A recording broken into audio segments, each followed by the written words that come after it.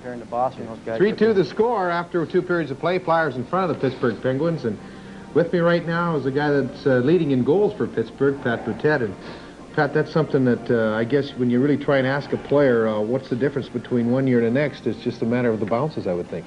Well, I think I got off to a really good start this year, and I capitalized quite a bit in the power play. And I think, when the puck starts going in for you, like the start of the year, it was unbelievable. And I've had my trouble as of late, but I think if you keep working hard, and maybe the bounces start bouncing your way again. We were mentioning during the second period that this seems to be probably the quietest game that these two clubs have had over the last 2 or 3 years. Do you agree?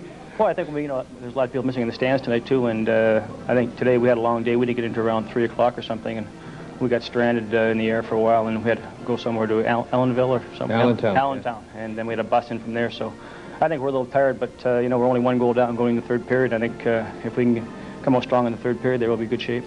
Club went to youth over the last couple of years there. How much burden does that put on guys like you and Ricky Keogh and Randy Carlisle? Well, I think it's, all the teams are going to youth now, and we got a lot of good young talent in our team this year, and they've really been a big asset to us the last 5 or 6 games. And I think it's up to the veterans to more or less lead the way for them. And I think any good team that has a good combination of veterans and young players is going to go a long way. That Dave Hannon, centerman that you've played with most of the time in this game here, seems to be really a good find. Well, he's a real feisty player, and he works real hard, and he's a good skater. And like I say, you have players like that who work hard, and they seem to pick up everybody else a little bit. Do they look to you guys more for leadership on and off the ice?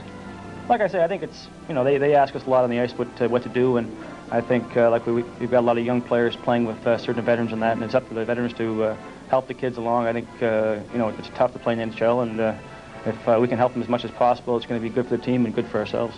Eddie Johnson, EJ, as he's commonly known to everybody in the league, has he adjusted his style of coaching with the youth? Well, I think that, Eddie's a real, he goes with the basics of hockey, and he's a real good teacher. And I think with the young kids, he's got his door open any time, and he helps them out quite a bit. And I think for us to be successful, we have to work together, and he's been really great with the kids. You're down by 1, as you mentioned, going into the third period, and you haven't had an overly abundant of shots in the first 2 periods. What do you have to change going into the third to get possibly tied, get ahead in this game? Well, I think the big thing is to contain them in their end, to get on them quick. And I think Mark Howe is the only really player that can really carry the puck out there in defense. And they move the puck real well, they get it out of their end quick. And if we can get in there, get that first man on them and contain them in their end and get a few shots on net, I think we'll get back in the game. What's the fear? If you open up too soon and you give them a lot of 2-on-1s, 3-on-2 breaks, that's what you have to, I guess, really guard for. Well, Philly always plays well at home here, and I think if we can contain them and stay as close as we can to them as possible, and maybe get a power play and get that next goal, we'll be right back in the game. Well, Pat, continued good luck for you in the rest of the season. Thank you very much. Our guest, Pat Boutette. Flyers are up by 1, 3-2, and for a look at our intermission activities, we're going to go to the voice of Mike Emmerich again.